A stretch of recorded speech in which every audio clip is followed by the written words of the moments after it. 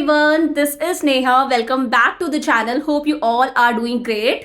तो सबसे पहले तो I am really sorry for being so inactive these days, और वो भी एग्जाम टाइम के अंदर जब आप लोगों को मेरी सबसे ज़्यादा ज़रूरत है।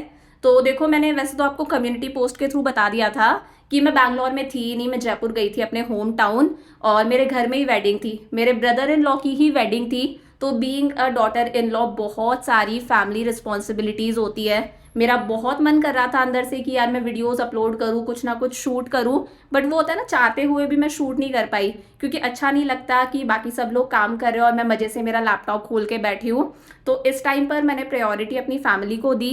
वैसे भी पूरा कोर्स अपलोडेड था, आपके सारे पार्ट वीडियोज़ अपलोडेड है, सारे वन शॉट्स अपलोडेड हैं। सो मैंने सोचा फैमिली को टाइम देते हैं, घर में शादी है, वीडियोज़ बाद में अपलोड कर देंगे। सो कल ही मैं बैंगलोर आई हूँ and let's get back to work. अब देखो, टाइम वेस्ट नहीं करते, बताती हूँ आज की वीडियो में हम क्या करने वाले हैं। आज हम लोग करेंगे मैक्रो की यूनिट 1 नेशनल इनकम के मोस्ट रिपीटेड PYQs। बहुत ही शानदार क्वेश्चंस है इसमें, 1 मार्क वाले क्वेश्चंस भी हैं, आपके 6 मार्क्स वाले क्वेश्चंस भी है, हर तरह के क्वेश्चंस है यहाँ पर। तो बहुत ही अच्छे क्वेश्चंस है, आपको एक तो आइडिया लग जाएगा कि बोर्ड्स में किस तरह के क्वेश्चंस पूछे जाते हैं, किस तरह से उन क्वेश्चंस को अटेम्प्ट करना है। और इन क्वेश्चंस को कर लो, कुछ 25-27 क्वेश्चंस है, यहाँ से काफी सारे क्वेश्चंस आपके एग्जाम में बन सकते हैं। तो बिना कोई टाइम वेस्ट करे फटाफट से स्टार्ट करते हैं हमारे most repeated PYQs of unit 1 national income. करें शुरुआत। तो देखो, नंबर 1 क्वेश्चन हमारे पास में आता है, हमारा 1 मार्कर है, असर्शन रीजन वाला क्वेश्चन है। क्या कहता है क्वेश्चन? असर्शन कहता है real gross domestic product is a better indicator of economic growth of a nation as compare to nominal gross domestic product. पहले देख लो हमारा ये स्टेटमेंट सही है क्या। देखो, बिल्कुल सही स्टेटमेंट है। रियल ग्रॉस डोमेस्टिक प्रोडक्ट जो है वो बेटर इंडिकेटर है इकोनॉमिक ग्रोथ का as compare to nominal gross domestic product. इसके पीछे का रीजन क्या है? क्योंकि रियल जीडीपी हम कैलकुलेट करते हैं बेस ईयर प्राइजेस पर, वहीं नॉमिनल जीडीपी कैलकुलेट करा जाता है करंट ईयर प्राइजेस पर। तो रियल जीडीपी क्या है? बेटर इंडिकेटर है इकोनॉमिक ग्रोथ का, क्योंकि रियल जीडीपी सिर्फ तभी इंक्रीज होगा जब वास्तव में गुड्स और सर्विसेज का प्रोडक्शन इंक्रीज हुआ है, क्योंकि प्राइसेस क्या है? कांस्टेंट है। समझ में आया? रीजन क्या लिखा है? Real gross domestic product measures the value of goods and services at current year prices.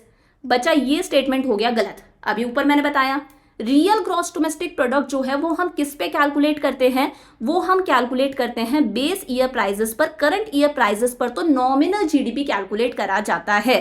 तो असर्शन करेक्ट है, रीजन हमारा फॉल्स है।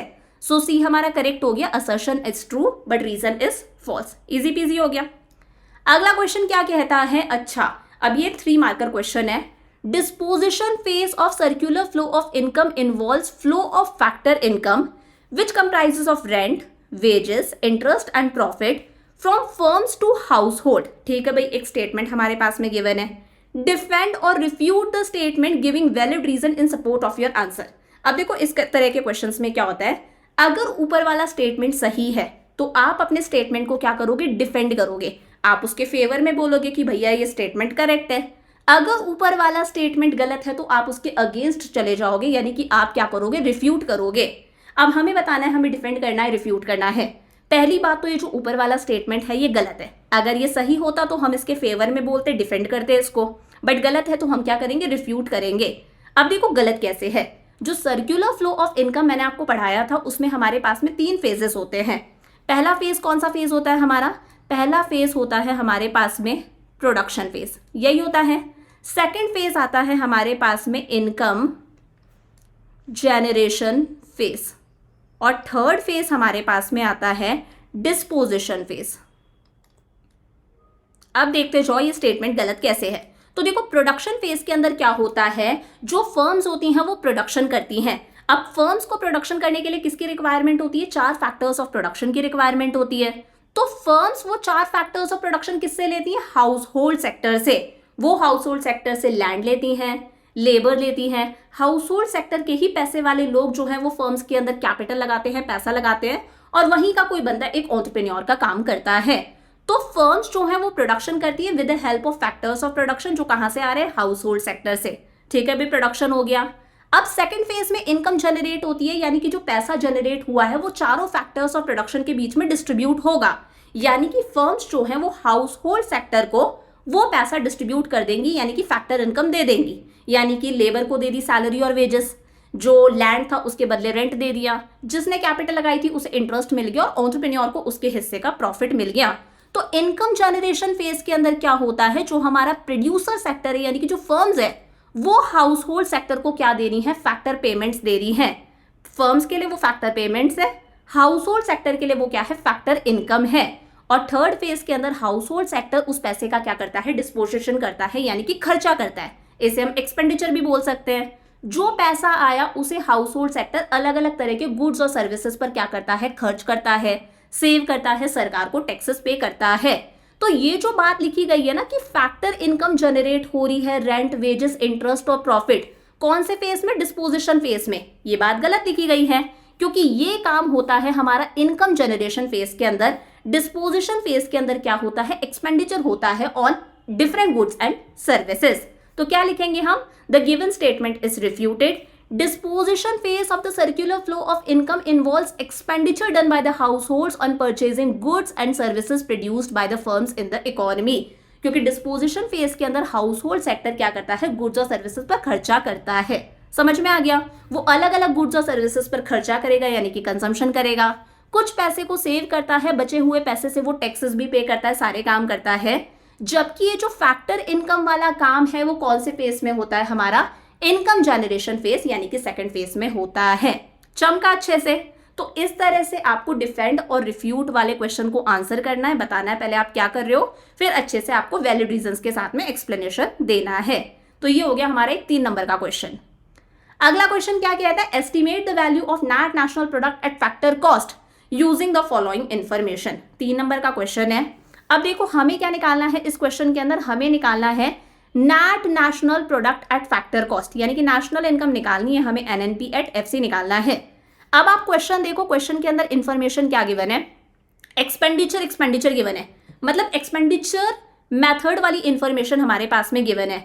अब याद करो एक्सपेंडिचर मेथड से हमें मिलता क्या है, मैंने पढ़ाया था एक्सपेंडिचर मेथड से हमें मिलता क्या है, हमें मिलता है जीडीपी एट एमपी, यही मिलता है। और ये निकलता कैसे है, सी यानी कि private final consumption expenditure, plus G यानी कि government final consumption expenditure, plus E I यानी कि इन्वेस्टमेंट एक्सपेंडिचर, जिसे हमें ग्रॉस डोमेस्टिक कैपिटल फॉर्मेशन भी बोलते हैं, और एक होता है एक्स माइनस एम यानी कि नेट एक्सपोर्ट्स। ये 4 चीजें होती हैं। तो सबसे पहले तो हम जो निकलता है वही निकालेंगे एक्सपेंडिचर मेथड से, यानी कि जीडीपी एट एमपी। उसके बाद में जो क्वेश्चन ने पूछा उसमें हम कन्वर्ट कर देंगे। तो सबसे पहले हमें चाहिए प्राइवेट फाइनल कंजम्पशन एक्सपेंडिचर। तो देखो house hold consumption expenditure private final consumption expenditure में ही आता है। इसके अलावा अगर कोई हमारा नॉन प्रॉफिट प्राइवेट इंस्टीट्यूट कोई खर्चा कर रहा है वो भी इसी में आता है, बट ऐसा कुछ हमारे पास में गिवन नहीं है। तो हाउस होल्ड कंजम्पशन एक्सपेंडिचर कितना गिवन है, 1200 गिवन है। ये हमारा किस में आ गया, सी के अंदर आ गया, प्राइवेट फाइनल कंजम्पशन एक्सपेंडिचर। अगला है जी गवर्नमेंट फाइनल कंजम्पशन एक्सपेंडिचर। तो गवर्नमेंट फाइनल कंजम्पशन एक्सपेंडिचर कितना है हमारे पास में, 500 है, ये भी हमारे पास में आ गया। फिर है इन्वेस्टमेंट एक्सपेंडिचर, जिसे हम ग्रॉस डोमेस्टिक कैपिटल फॉर्मेशन भी बोलते हैं।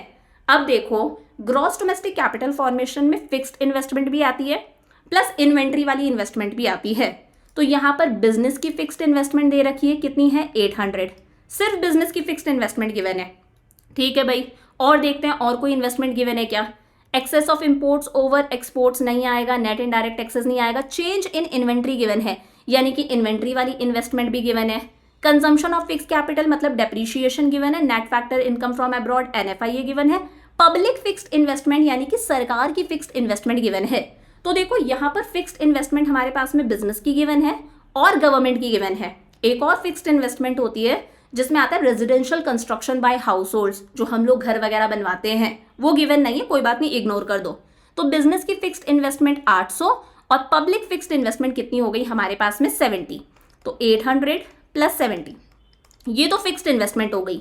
इसके अलावा मैंने बताया इन्वेंट्री इन्वेस्टमेंट भी आता है इसके अंदर। तो चेंज इन इन्वेंट्री कितना गिवन है, माइनस का 50 गिवन है, तो वो हो गया हमारे पास में माइनस का 50।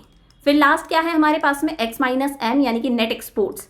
तो excess of imports over exports, ये उल्टा दे रखा है, होना क्या चाहिए, excess of exports over imports, उसी को हम नेट एक्सपोर्ट्स बोलते हैं। लेकिन हमारे पास में उल्टा गिवन है excess of imports over exports, यानी कि इंपोर्ट माइनस एक्सपोर्ट हमारे पास में गिवन है, मैंने समझाया भी था आपको। तो इसमें हम कुछ नहीं करेंगे, हम इसका साइन चेंज कर देंगे, ये अपने आप हमें जो चाहिए उसमें कन्वर्ट हो जाएगा। हमें चाहिए excess of exports over imports, हमारे पास में उल्टा गिवन है excess of imports over exports, sign change कर दो तो ये हो गया माइनस का 100, होगा वही प्लस लेकिन माइनस का 100। Got it? चलो भाई, GDP एट MP निकालना है। 1200 और 500 कितना हो गया हमारे पास में? 1700 प्लस 800 और 70, 870 प्लस माइनस माइनस होगा 50 चले गया, तो ये हमारे पास में आ गया 820 आ गया, फिर प्लस माइनस माइनस ये हो गया माइनस का 100। तो GDP एट MP कितना आया हमारे पास में? 1700 प्लस 820 माइनस 100, ये हमारे पास में आ गया 2420 रुपीज़ 2420। आगे क्या है? करोड़ है तो करोड़ लगा देना, करोड़ गिवन है, ठीक है। हमें क्या निकालना है इस क्वेश्चन के अंदर? Net national product at factor cost निकाल देते हैं। क्या निकालना है? NNP at FC। हमारे पास में आ क्या गया? GDP एट MP, ठीक है भाई, कन्वर्ट कर देते हैं। हमें नेट चाहिए, हमारे पास में ग्रॉस गिवन है, हम क्या करेंगे? डेप्रीशिएशन माइनस कर देंगे, यही है। हमें नेशनल चाहिए, हमारे पास में डोमेस्टिक गिवन है, हम क्या करेंगे? Net factor income from abroad NFIA plus करेंगे। फैक्टर कॉस्ट चाहिए, हमारे पास में मार्केट प्राइस गिवन है, तो हम माइनस कर देंगे नेट इनडायरेक्ट टैक्सेस। याद है ना, चैप्टर मैंने पढ़ा रखा है आपको अच्छे से। तो NNP at FC, GDP at MP कितना है?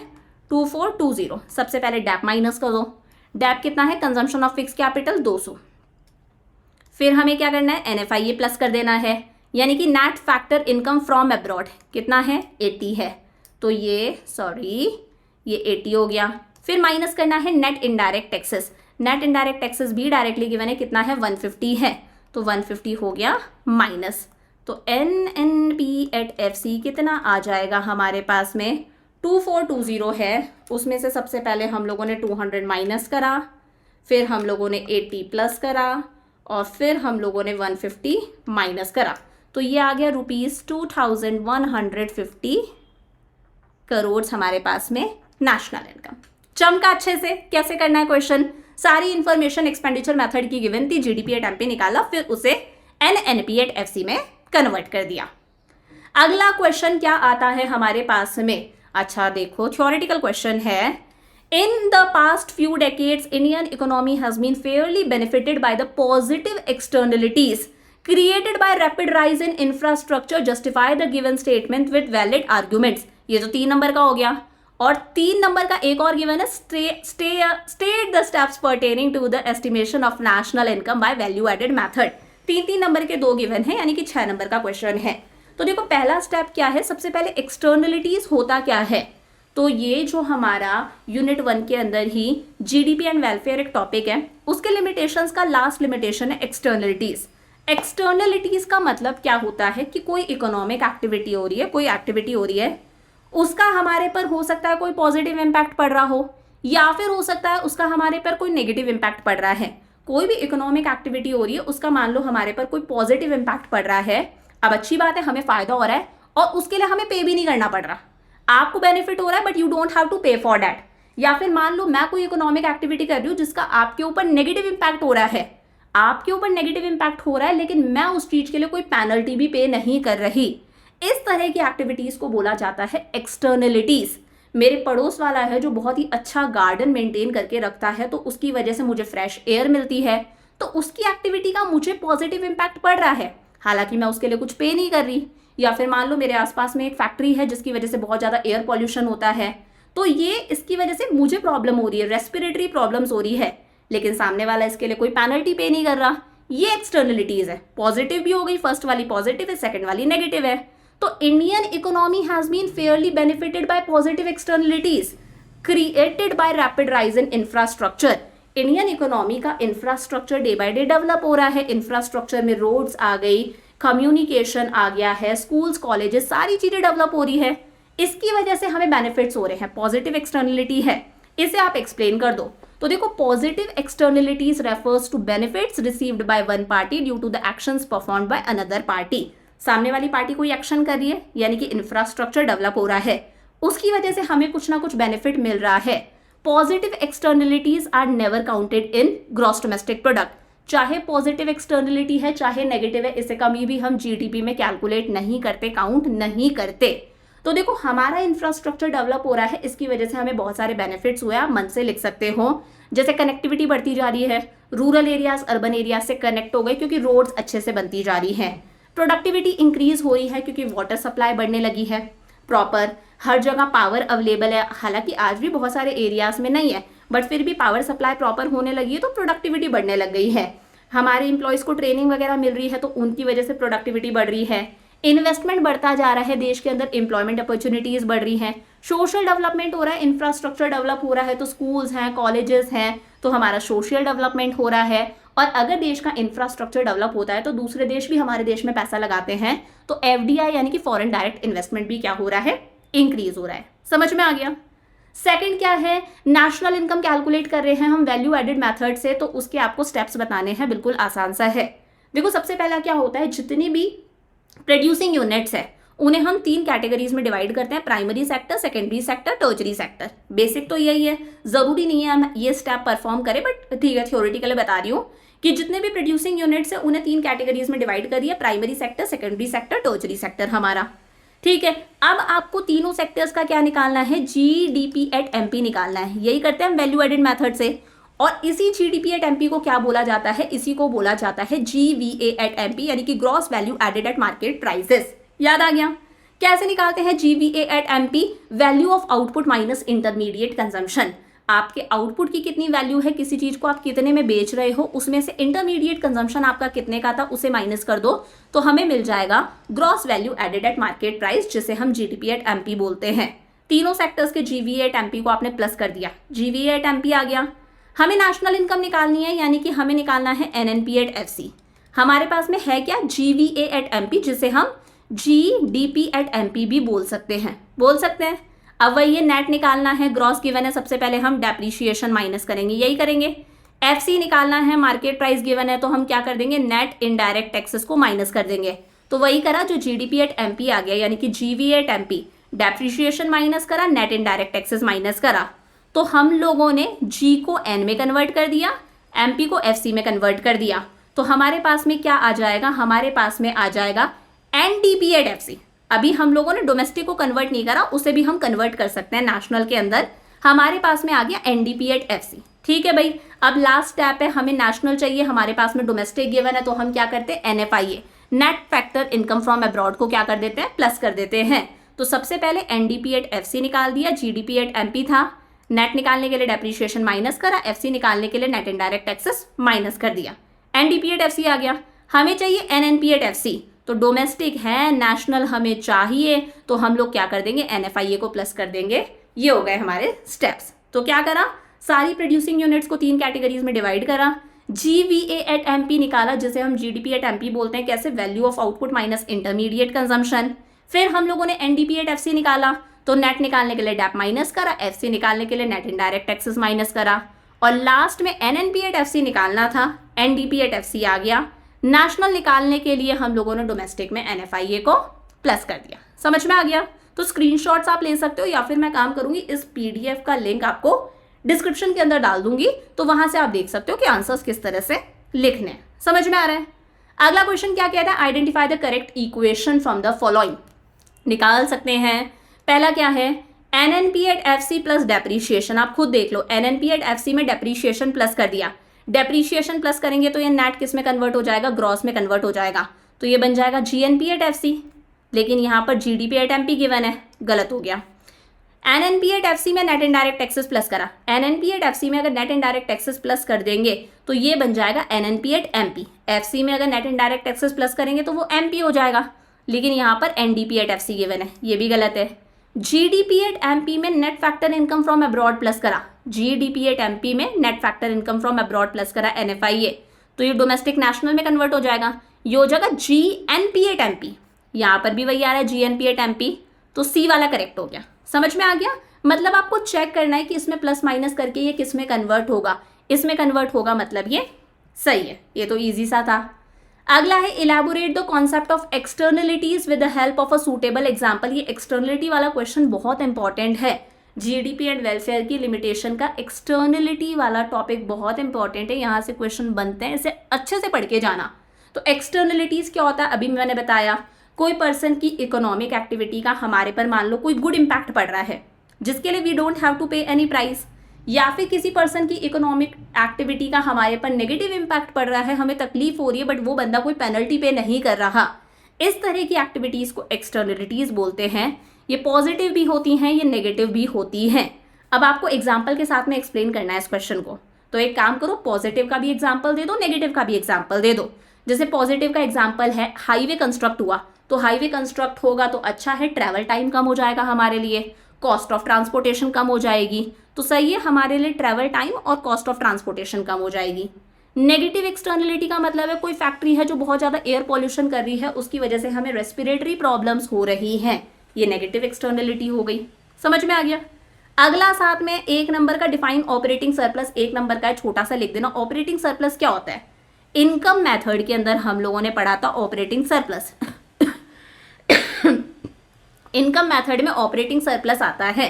ऑपरेटिंग सरप्लस का मतलब होता है income from property and entrepreneurship. मैं याद दिलाती हूँ, प्रॉपर्टी से इनकम का मतलब है कि मान लो लैंड है तो लैंड के बदले रेंट मिल रहा है, ठीक है, कोई भी आपने कुछ इन्वेंशन वगैरह कुछ भी करा है उसकी रॉयल्टी मिल रही है, अगर आपने कैपिटल लगाई है तो उस पर आपको इंटरेस्ट मिल रहा है, कोई किताब लिखी है उसकी रॉयल्टी हो गई। तो प्रॉपर्टी के अंदर 3 चीजें आ गई, आपकी लैंड के बदले आपको रेंट मिल रहा है, कोई इन्वेंशन है, कोई आपकी किताब वगैरह कोई फॉर्मूला है उसकी आपको रॉयल्टी मिल रही है, और अगर आपने पैसा लगाया है तो उस पर आपको इंटरेस्ट मिल रहा है, कैपिटल पर इंटरेस्ट मिल रहा है।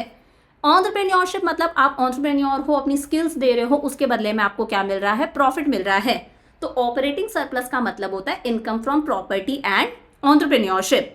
4 चीजें आ गई, rent, royalty, interest plus profit. Rent, royalty, interest किस में आता है, इनकम फ्रॉम प्रॉपर्टी में। प्रॉफिट किस में आता है, इनकम फ्रॉम एंटरप्रेन्योरशिप के अंदर। बाद में प्रॉफिट की भी कैटेगरी है, मैंने आपको पढ़ाया था। प्रॉफिट 3 हिस्सों में डिवाइड होता है, डिविडेंड दे देते हैं हमारे शेयर होल्डर्स को, फिर बाद में क्या करते हैं हम, कॉर्पोरेट टैक्स दे देते हैं, यानी कि कंपनी टैक्स दे देती है, और बचा हुआ पैसा कंपनी सेव कर लेती है, जिसे हम लोग क्या बोलते हैं, रिटेन्ड अर्निंग्स बोलते हैं। याद आ गया। तो ये हो गया ऑपरेटिंग सरप्लस। अगला क्वेश्चन है, on the basis of the given data estimate the value of net domestic product at factor cost. NDP at FC निकालना है, यानी कि डोमेस्टिक इनकम निकालनी है।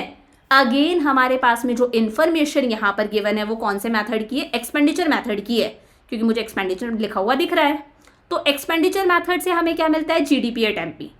हम सबसे पहले वही निकालेंगे जो हमें मिलता है, बाद में हम कन्वर्ट करते रहेंगे। तो private final consumption expenditure, government final consumption expenditure, gross domestic capital formation plus net exports. करें आगे, ठीक है। सबसे पहले private final consumption expenditure.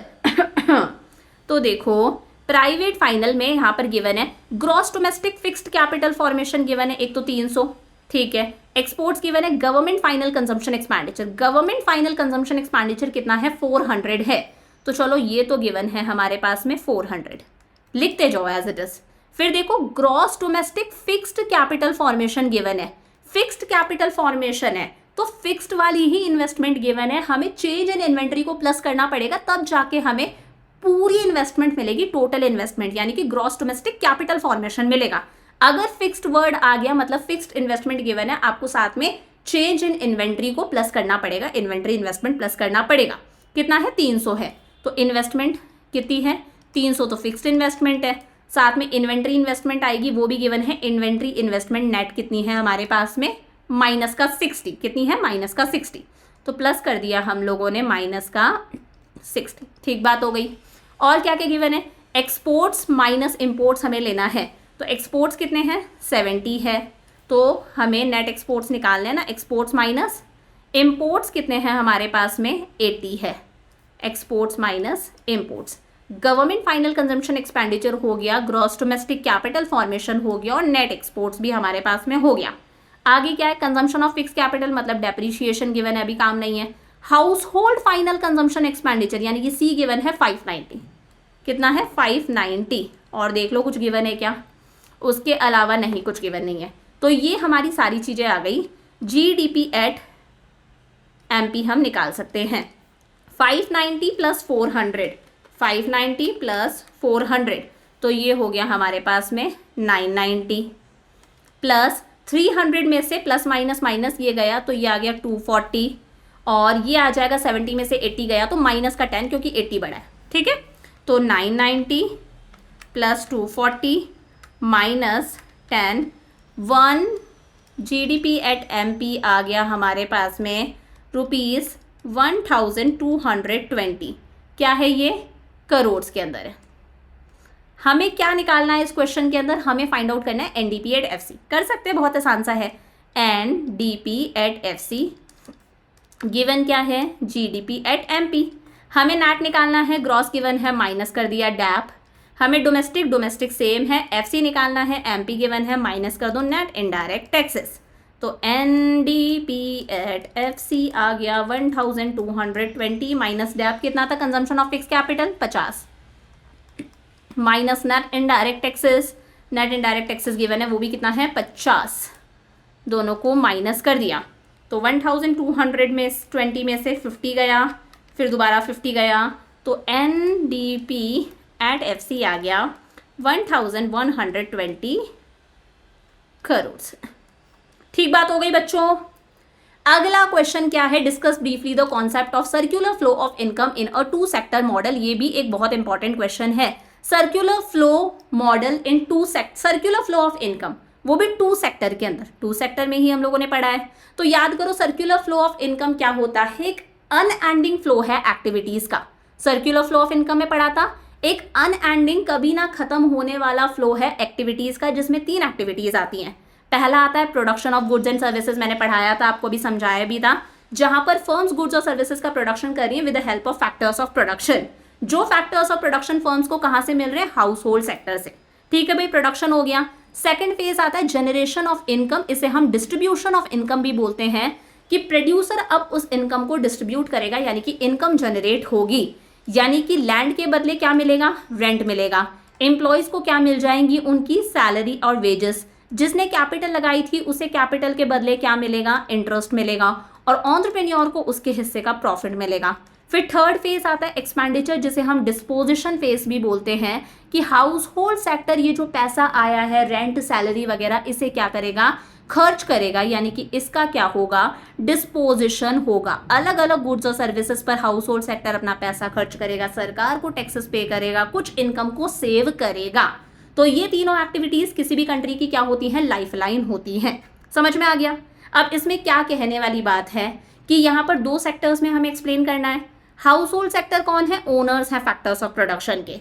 House hold sector क्या देते हैं? प्रोड्यूसर्स को क्या देते हैं? फैक्टर सर्विसेज देते हैं। यानी कि फर्म्स जो हैं वो फैक्टर सर्विसेज यूज करती है लैंड, लेबर, कैपिटल और एंटरप्रेन्योरशिप की, जिसके लिए फर्म्स क्या करती है? फैक्टर पेमेंट करती हैं। लैंड के बदले रेंट, लेबर को सैलरी वेजेस, कैपिटल पर इंटरेस्ट, एंटरप्रेन्योर को उसके हिस्से का प्रॉफिट। फिर हाउस होल्ड सेक्टर उस पैसे से अलग अलग गुड्स और सर्विसेज परचेज करते हैं। दोबारा पैसा किसके पास में आ जाता है? फर्म्स के पास में आ जाता है। तो ये 2 सेक्टर्स हो गए।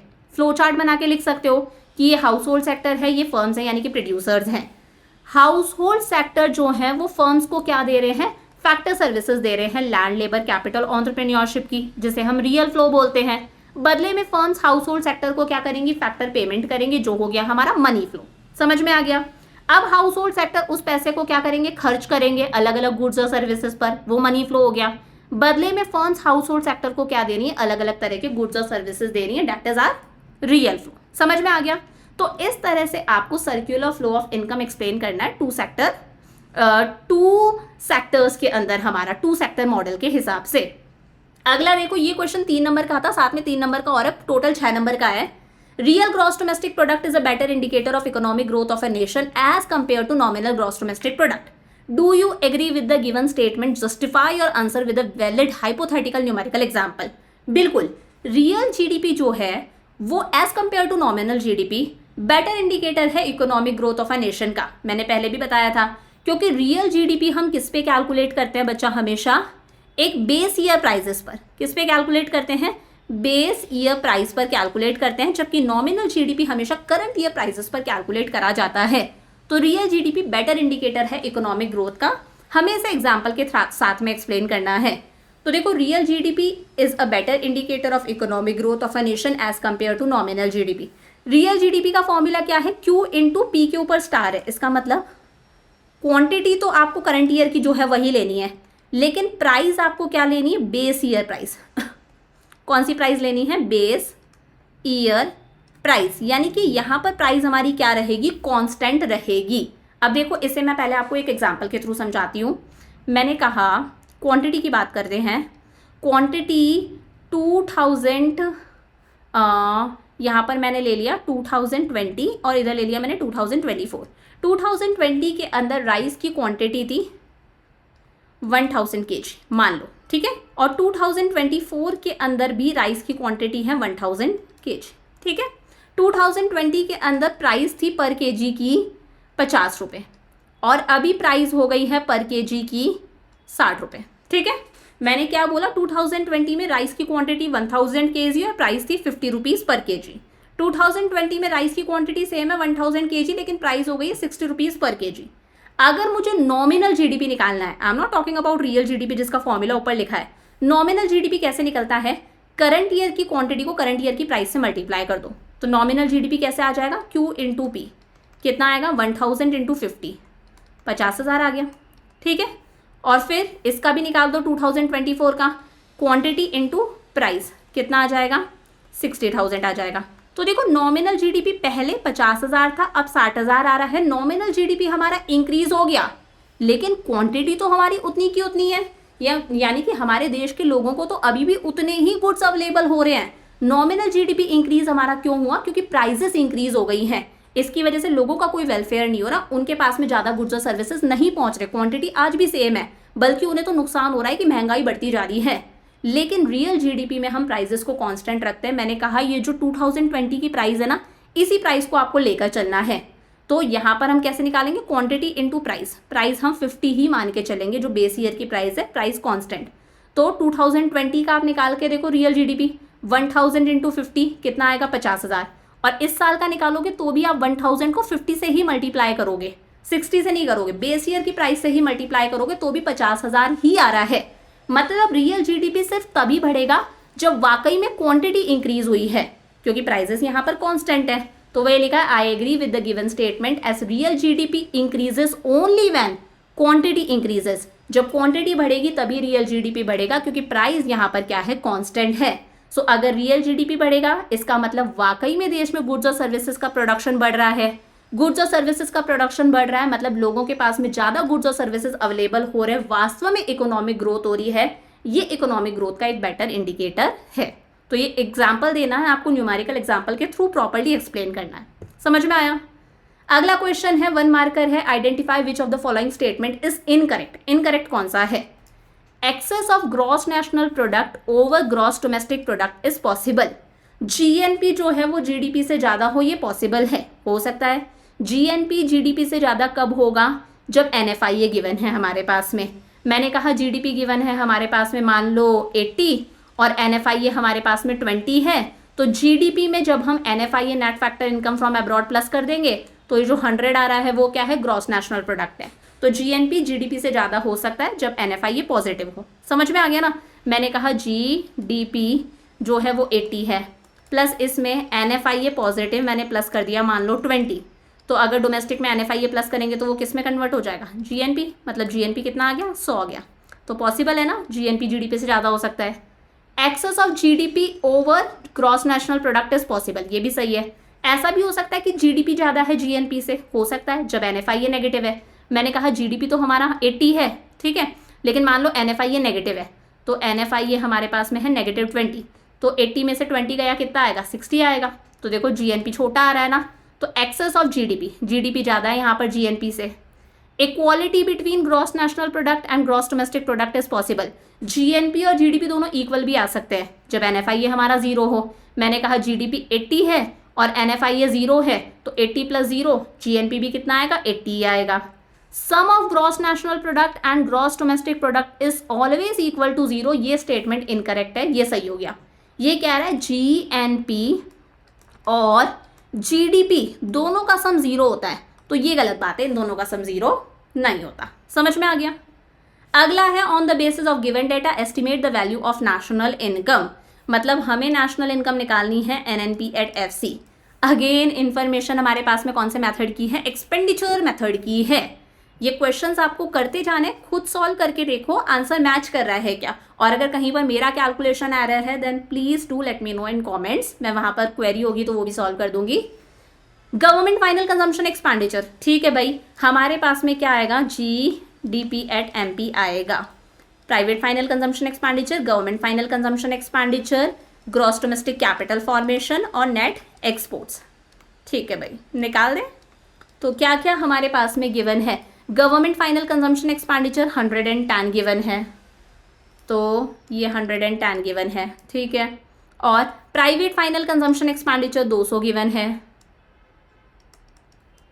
और gross domestic fixed capital formation 30 given है। फिक्स्ड वर्ड आ गया तो आपको इन्वेंट्री इन्वेस्टमेंट प्लस करना पड़ेगा। चेंज इन स्टॉक मतलब इन्वेंट्री इन्वेस्टमेंट 20 है, plus net exports, net exports भी गिवन है, डेट इज माइनस का 40। देख लेते हैं कुछ मिस तो नहीं हो रहा, एक्स्ट्रा तो नहीं है। कंजम्पशन ऑफ फिक्स कैपिटल मतलब डैप है, इनडायरेक्ट टैक्सेस सब्सिडी NFI है, ठीक बात है।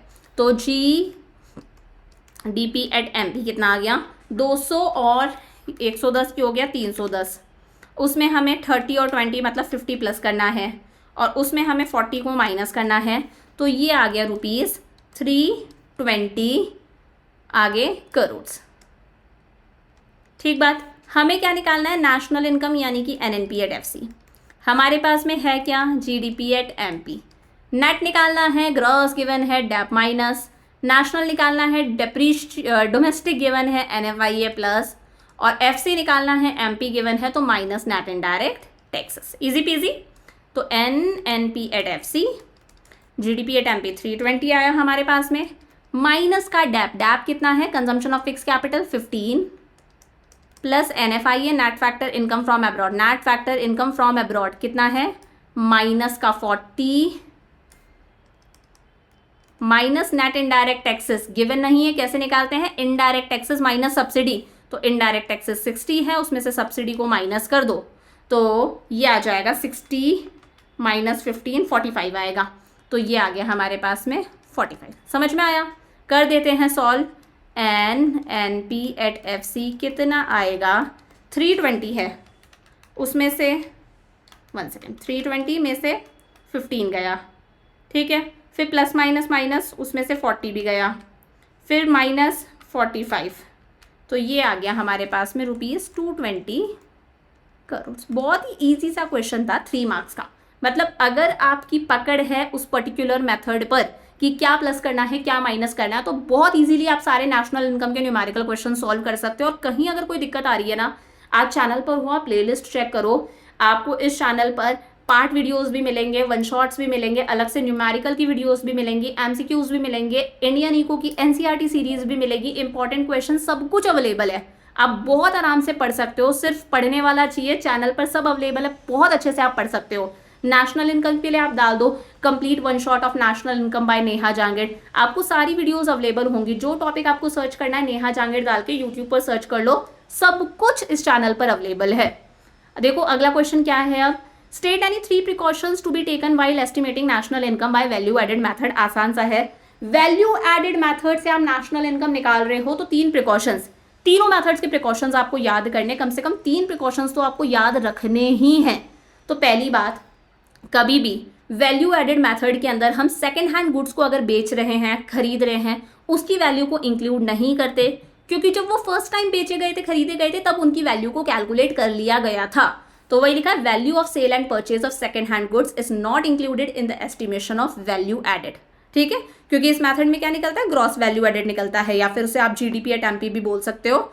तो कभी भी जब आप ग्रॉस वैल्यू एडेड निकाल रहे हो, सेकेंड हैंड गुड्स के सेल परचेज को नहीं लेना। इंटरमीडिएट गुड्स के कंजम्पशन को हमेशा हम माइनस करते हैं, क्योंकि फॉर्मूला ही क्या है ग्रॉस वैल्यू एडेड का, value of output minus intermediate consumption. तो इंटरमीडिएट कंजम्पशन हमेशा माइनस होता है, लेकिन सेकेंड हैंड गुड्स और सर्विसेज के सेल और परचेज पर जो बीच में बंदा है, जो मिडिल मैन है, उसका जो कमीशन होता है उसे हम हमेशा इंक्लूड करते हैं। ये याद रखना, क्योंकि जो बंदा गाड़ी को बिकवा रहा है या फिर परचेज या सेल करने में हेल्प कर रहा है, वो बंदा अपना कुछ कमीशन लेगा, तो ये तो उसकी सर्विस का कमीशन है ना, इसे हम इंक्लूड करते हैं। Commission earn on account of sale and purchase of second hand goods is included in estimation of value added. चमका। अगला क्या है, explain the concept of circular flow of income in a 2 sector economy, 3 number का। फिर 3 number का एक question और है, तो इसे मैं यहाँ पर नहीं बता रही क्योंकि ये जो है सर्क्युलर फ्लो ऑफ इनकम मैं पीछे बता चुकी, सेम एज इट इज है, वहीं से आप कॉपी कर सकते हो। हम बी देखते हैं, gross domestic product and sum of gross value added in an economy are always equal, justify the given statement. देखो जीडीपी और ग्रॉस वैल्यू एडेड दोनों सेम होता है क्या? हम लोगों ने वैल्यू एडेड मेथड के अंदर देखा था कि gross value added at market price को ही हम क्या बोलते हैं, इसी को हम बोलते हैं gross domestic product at market price. तो दोनों सेम होता है। अगर दोनों मार्केट प्राइस पर गिवन है तो दोनों सेम है। मान लो एक हमारे पास में फैक्टर कॉस्ट पे गिवन है और एक मार्केट प्राइस पर गिवन है, तो फिर दोनों अलग अलग हो जाएंगे, क्योंकि फैक्टर कॉस्ट मार्केट प्राइस दोनों अलग बातें हो गई। फैक्टर कॉस्ट से मार्केट प्राइस में जाने के लिए हमें net indirect taxes plus करने पड़ते हैं। तो वैसे तो gross value added at market price और जीडीपी एट एमपी दोनों सेम होते हैं, पर मान लो एक में एफसी गिवन है, एक में एमपी गिवन है, तो फिर आपको एडजस्टमेंट करनी पड़ेगी नेट एंड डायरेक्ट टैक्सेस की, क्योंकि एफसी से एमपी में जाने के लिए net indirect taxes plus होता है। तो जीडीपी का मतलब क्या है, एक अकाउंटिंग ईयर के अंदर अंदर हमारी डोमेस्टिक टेरिटरी के अंदर जितने भी गुड्स और सर्विसेज प्रोड्यूस हुए हैं उसकी मार्केट वैल्यू को हम जीडीपी बोलते हैं। यही होता है एक अकाउंटिंग ईयर के अंदर अंदर 1 अप्रैल से 31 मार्च तक हमारी डोमेस्टिक टेरिटरी में जितने भी गुड्स और सर्विसेज का प्रोडक्शन हो रहा है उसकी मार्केट वैल्यू को हम जीडीपी बोलते हैं। वही लिखा है total value of goods and services produced in the economy during the period of 1 year. समझ में आया? वही ग्रॉस वैल्यू एडेड हम कैसे निकालते हैं कि ईच स्टेज ऑफ प्रोडक्शन पर कितना वैल्यू एडिशन हो रहा है। कैसे निकालते हैं? Value of output minus intermediate consumption. तो इसी को हम जीडीपी एट एमपी बोलते हैं। इंटरमीडिएट गुड्स को माइनस करते हैं, हमें पता है value of output minus intermediate consumption, क्योंकि वैल्यू ऑफ आउटपुट के अंदर 500 रुपये में आप कोई चीज़ बेच रहे हो तो उसमें इंटरमीडिएट कंजम्पशन की वैल्यू ऑलरेडी इंक्लूडेड है। सैंडविच अगर 50 रुपये का है तो उसमें आपने जो 25 रुपये की ब्रेड यूज़ करी उसकी वैल्यू ऑलरेडी इंक्लूडेड है। बट ये याद रखना जीडीपी एट एमपी गिवन है और जीवीए एट एमपी दोनों सेम है। बट मान लो एक तो जीडीपी एट एमपी है, एक है जीवीए एट एफसी, तो ये दोनों अलग अलग होंगे क्योंकि एमपी अलग होता है, एफसी अलग होता है। एमपी के अंदर net indirect taxes plus होते हैं, एफसी के अंदर माइनस होते हैं, अदरवाइज दोनों सेम है। समझ में आ गया? तो concept clarity is very important. अगर आपका कॉन्सेप्ट क्लियर है, आपने अच्छे से पढ़ रखा है ना, तो आप कैसा भी क्वेश्चन हो घुमा फिरा के आप आराम से अटेम्प्ट कर सकते हो। और कोई क्वेश्चन आ रहा है नहीं आ रहा है, अटेम्प्ट जरूर करके आना है, ब्लैंक नहीं छोड़ के आना। 3 नंबर का क्वेश्चन अगर आप अटेम्प्ट करके आए हो, आधा एक कुछ नंबर तो मिलेगा, मे भी आपका तुक्का ही सही चल जाए, तो छोड़ के कुछ नहीं आना, आपको अटेम्प्ट सारे क्वेश्चंस करके आने हैं। अगला क्वेश्चन क्या है, gross domestic product deflator is represented by the ratio of real GDP and nominal GDP. Do you agree with the given statement? Justify your answer with valid arguments and a hypothetical example. इस question को देखकर हो सकता है आप इसे सही बता दो एक बारी के लिए, बट ये स्टेटमेंट गलत है। GDP deflator is represented by the ratio of real GDP and nominal GDP. गलत बात है ये। देखो सबसे पहले मैं बताती हूँ गलत क्यों है। जीडीपी, यहाँ से भी एक क्वेश्चन आपका बन सकता है। जीडीपी डिफ्लेटर का फॉर्मूला क्या होता है, याद करो, nominal GDP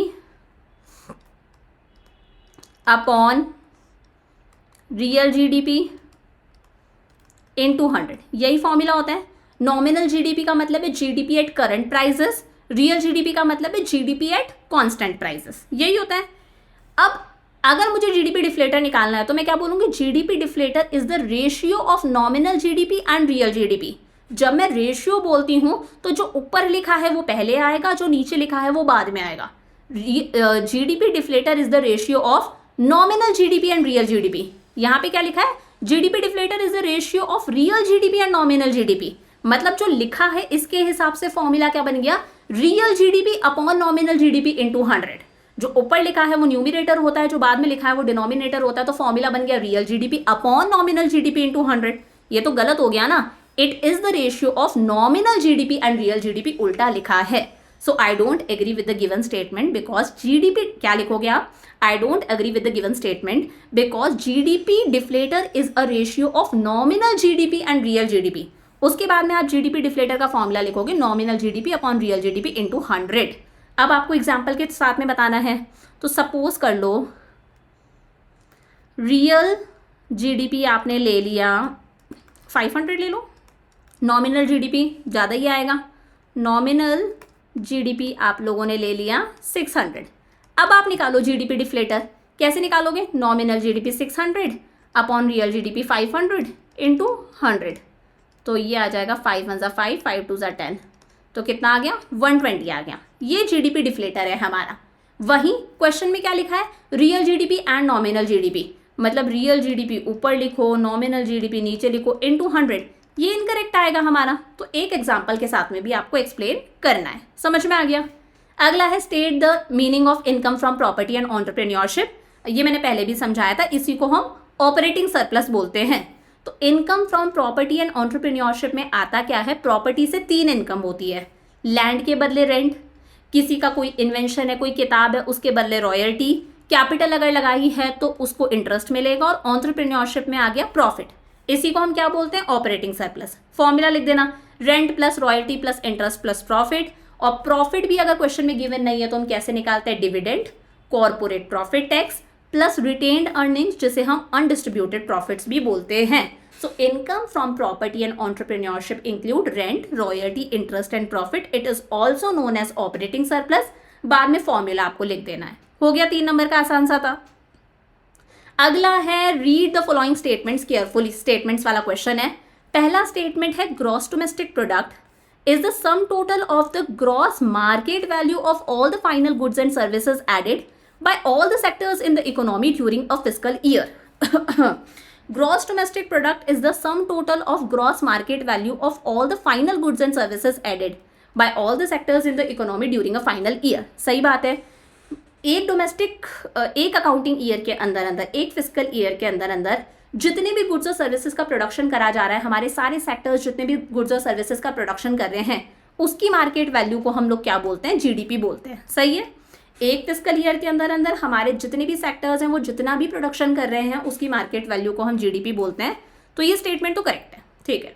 second statement, gross value added at market price, जो हम लोगों ने वैल्यू एडेड मेथड में देखा, is equal to excess of value of output over intermediate consumption. सही है, क्योंकि gross value added at market price हम कैसे निकाल रहे हैं, value of output minus intermediate consumption, ऐसे ही कर रहे हैं ना। तो excess of value of output over intermediate consumption, ये भी सही है। So both statement 1 and 2 are true. अगला है on the basis of the following figure identify type of flow indicated by B and D. B and D में कौन से flow की बात करी गई है, बी और डी के अंदर। अच्छा देखते हैं, देखो फर्म्स है, हाउस होल्ड सेक्टर है। फर्म्स हाउस होल्ड सेक्टर को क्या दे रही है, गुड्स और सर्विसेज दे रही हैं, और हाउस होल्ड सेक्टर बदले में क्या कर रहा है, स्पेंडिंग कर रहा है। तो स्पेंडिंग तो ए गिवन है। फर्म्स जो हाउस होल्ड सेक्टर को गुड्स और सर्विसेज दे रही हैं वो कौन से फ्लो के अंदर आता है, गुड्स और सर्विसेज कौन से फ्लो में आते हैं, रियल फ्लो के अंदर होते हैं। वहीं जो खर्चा होता है उसे हम लोग किसके अंदर लेते हैं, मनी फ्लो के अंदर लेते हैं। तो बी वाला तो कंफर्म क्या है, रियल फ्लो है। ठीक बात हो गई। डी भी बताना है, फर्म्स हाउस होल्ड सेक्टर को फैक्टर पेमेंट कर रही हैं, और हाउस होल्ड सेक्टर एरो देखो आप, फैक्टर फर्म्स को क्या करें, फैक्टर सर्विसेज।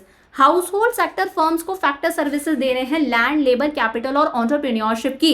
तो जो सर्विसेज हैं वो किस में आती हैं, रियल फ्लो के अंदर, और उसके बदले जो पेमेंट करी जा रही है वो आएगी मनी फ्लो के अंदर।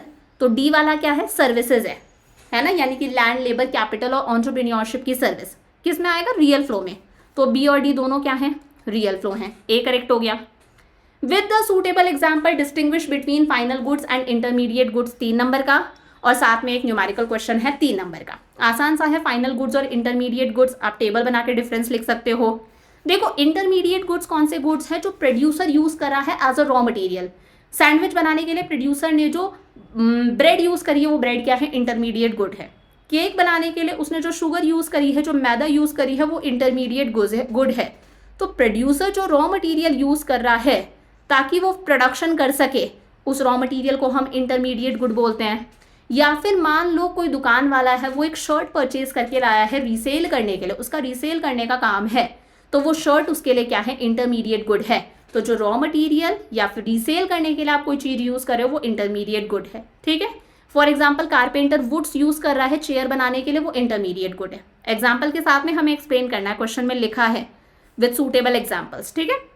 फाइनल गुड्स मतलब हम कंज्यूमर्स कोई चीज़ यूज़ कर रहे हैं कंजम्पशन के लिए, हम बाजार से शुगर लेकर आए हैं चाय बनाने के लिए, हम मिठाई लेकर आए हैं, शूज़ लेकर आते हैं, कपड़े, गाड़ी, एसी लेकर आते हैं, वो क्या है, फाइनल गुड है। या फिर प्रोड्यूसर ने कोई चीज़ खरीदी है, उसने कोई गाड़ी, कोई मशीनरी खरीदी है इन्वेस्टमेंट के तौर पर, ताकि वो उसे प्रोडक्शन प्रोसेस में बार बार यूज़ कर सके, वो भी फाइनल गुड है। वो फाइनल गुड की कौन सी कैटेगरी में जाता है, कैपिटल गुड्स की कैटेगरी में जाता है। तो कारपेंटर वुड्स यूज़ कर रहा है, वो इंटरमीडिएट गुड है। हम जो उससे चेयर खरीद कर लेकर आए हैं वो क्या है, फाइनल गुड है। समझ में आ गया। Intermediate goods remain with in the boundary line of production, ये प्रोडक्शन की बाउंड्री लाइन के अंदर अंदर है, इनमें और वैल्यू ऐड होनी रहती है। अभी फाइनल यूजर आके इन्हें नहीं खरीद सकता, आप वुड्स नहीं खरीद सकते, आप चेयर खरीदोगे, लेकिन फाइनल गुड्स जो हैं वो प्रोडक्शन की बाउंड्री लाइन को क्रॉस कर चुके हैं, कंज्यूमर आके इन्हें खरीद सकता है, ठीक है। कभी भी इंटरमीडिएट गुड्स को हम नेशनल इनकम में नहीं लेते, हम हमेशा किनको लेते हैं, फाइनल गुड्स को लेते हैं। अगर मान लो हम दूध, एक होटल वाला दूध खरीद रहा है चाय बनाने के लिए, कॉफ़ी बनाने के लिए, इंटरमीडिएट गुड है। वही मिल्क अगर हम खरीद के लाए हैं हमारी फैमिली के कंजम्पशन के लिए, फिर चाहे हम चाय, कॉफ़ी, मिठाई कुछ भी बनाएं, दैट इज़ फाइनल गुड। समझ में आ गया। तो इंटरमीडिएट गुड्स प्रोड्यूसर्स यूज़ कर रहे हैं एज अ रॉ मटेरियल या फिर रीसेल करने के लिए। फाइनल गुड्स हम खरीदते हैं हमारे सेल्फ कंजम्पशन के लिए, चाहे फिर घर में लाकर हम कुछ भी बनाएं, या फिर प्रोड्यूसर अगर कोई मशीनरी वगैरह कर रहा है, खरीद रहा है, कोई इन्वेस्टमेंट कर रहा है, that is also final good. समझ में आया। अगला देखो, इसी के अंदर एक और है, बी पार्ट कहता है हमें net domestic product at factor cost calculate करना है। इंफॉर्मेशन अगेन हमारे पास में एक्सपेंडिचर मेथड की है। तो सबसे पहले हम क्या निकालेंगे, GDP at MP, private final consumption expenditure, government final consumption expenditure, investment expenditure plus net exports, GDP at MP. यानी कि एक्सपेंडिचर मेथड के क्वेश्चन बचा ज़्यादा है, क्योंकि एग्जाम में भी इस मेथड से क्वेश्चन ज़्यादा पूछे जाते हैं। हाउस होल्ड कंजम्पशन एक्सपेंडिचर कितना है, 2000 है।